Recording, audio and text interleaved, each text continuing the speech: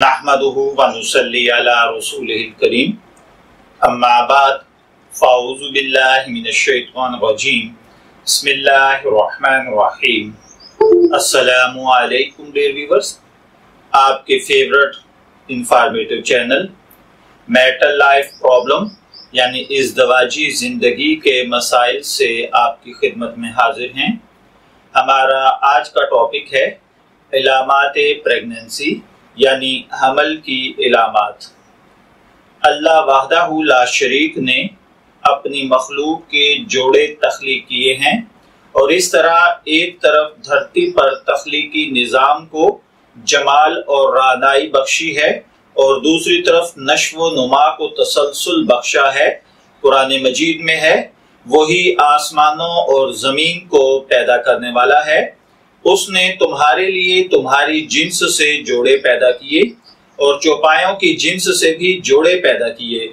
उसके अलावा वो तुम्हारी तुखम रेजी भी करता है।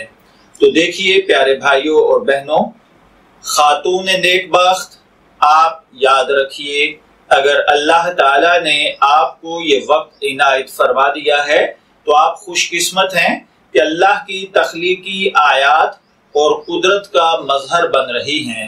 आपके पेट में पलने वाला बच्चा कुदरत की तख्लीकी अमानत है, जिसकी परवरिश से लेकर बतौर इंसान अच्छी तरबियत आपका फर्ज बन चुका है।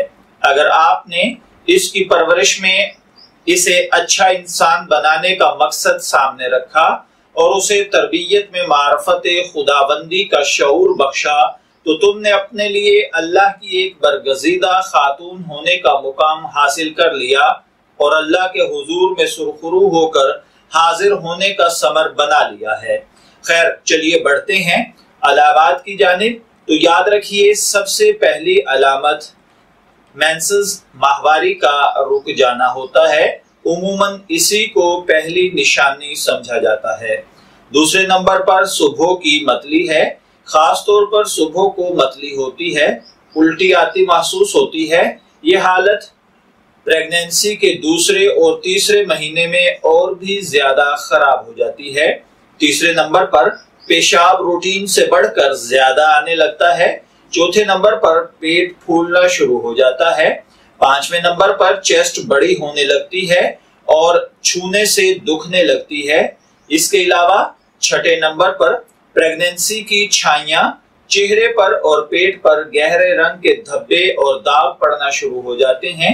सातवें नंबर पर तकरीबन पांचवें महीने में आपको पेट में हरकत महसूस होने लगती है।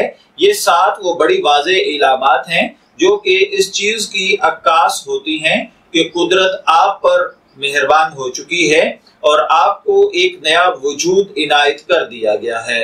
मैं दुआ गो हूँ कि अल्लाह ताला हर माँ बाप को अपनी औलाद की दुरुस्त इस्लामी तरबियत करने की तौफीक अता फरमाए।